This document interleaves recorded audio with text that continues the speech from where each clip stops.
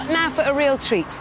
Tiff Nadell, I'm sure you're aware of his work, and a hard-as-nails bike racer with two Italian lovelies going faster than you thought possible. The Lamborghini Gallardo Superleggera. Allow me to translate. The Lamborghini Gallardo Superlight. This latest Gallardo is a result of my two favourite modifications.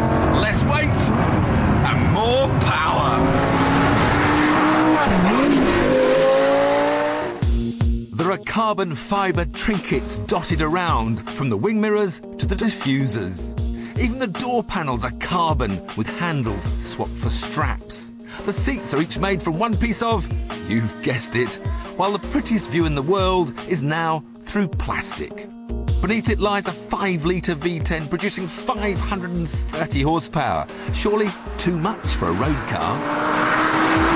Well, no, because it's not often you're going to use all of it in any case. And when you do, there's both four-wheel drive and ESP to stop you getting into trouble. You can have either a manual or an e-gear box that this one's got. And to be honest, when you're just cruising along, it's simpler just to leave it in auto and let the changes be done for you, which they do if you use just a quarter of throttle at about 4,000 RPM when they change gear without you hardly noticing it. It's all very smooth and civilised. The trouble is, when you're cruising along, your eyes tend to drop from the wonderful Alcantara and sporty carbon fibre down to discover the rather incongruous Audi centre console, which of course reminds you who owns Lamborghini nowadays. You suddenly realise that you're holding an RS4 steering wheel. Kind of spoils the feeling.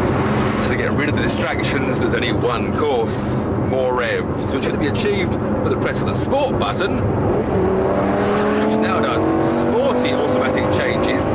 But the trouble is, it changes gear when you don't expect it to, and sometimes it changes gear very violently. Not what you really want to hear when you're spending £151,000, which means this car costs 26 grand more than the standard Gallardo. And don't think there's a huge performance gain either. It's just 100 kilograms lighter, and the power increase is only 10 horsepower. So top speed remains at 196 miles an hour, and the 0 to 60 time improves by just 0.2 to 3.8 seconds. So, unless you're buying a Superleggera for bragging rights down the pub, we perhaps need to find a different arena for this car to really show its improvements. When we put the standard Gallardo up against a Ducati 999, it was one of our most exciting challenges ever, with the bike just coming out on top. Now it's time for a rematch between the new improved Lambo and an all-new Ducati.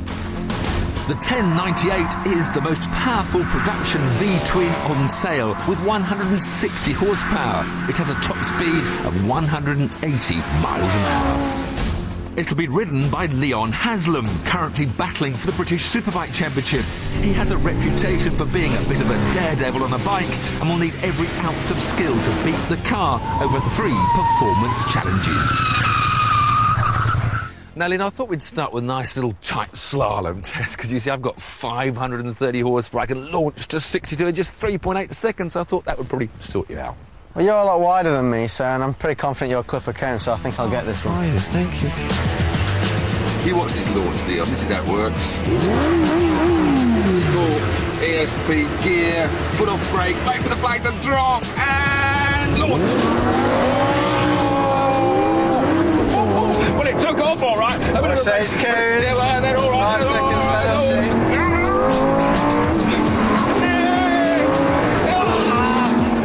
That was a good one there, Leon. So, a blistering 14.01 seconds for me. Can the bike beat it?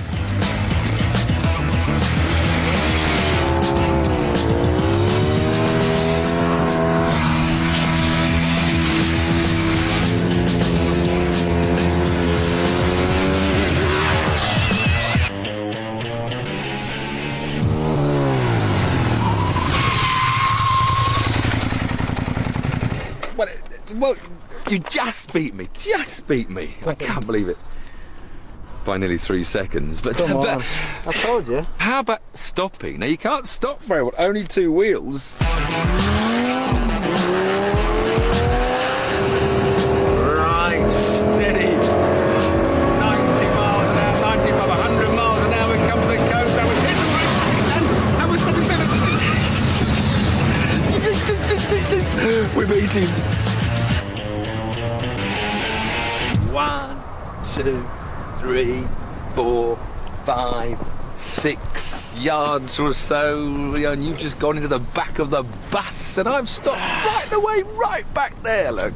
Well, so you got to win something today. That's one each. On then to the final test, a head-to-head race over 2 laps with a rolling start.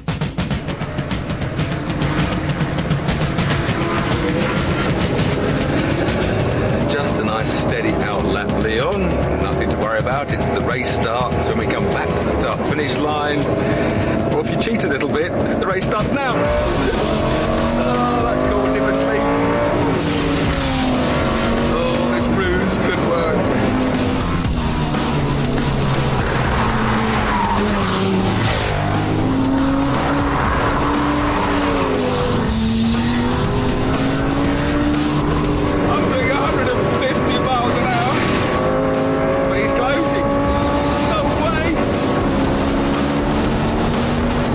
On the entry to the corner, the car's superior braking kept me in front.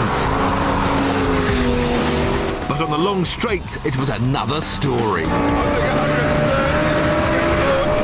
think 150 miles an hour and he's still closing on me.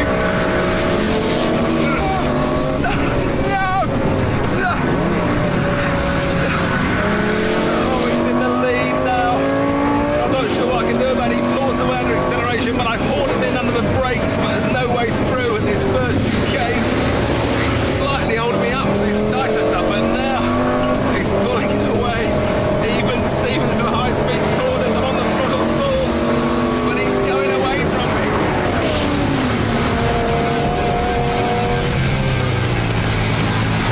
I can hear that V-twin almost laughing in my face. The cheek of it. He's pulled a wheelie through the final corner and I'm right on his backside. Oh, how on earth did that happen? The bike won again. I've got to hand it to Leon there. Pulling a wheelie in front of Tiff's nose, rubbing in the fact he was fastest. Yeah, he did look considerably quicker as well. I'm starting to think, Gallardo Superleggera, is it really worth it? Lots of money for not much more or less of a car. Yeah, but if you think about it, the Gallardo's, what, 3 or 4 years old now? Yeah. Due a new one next year, Yeah. which means that there's a newer, faster special edition. You know, stop it, Lamborghini.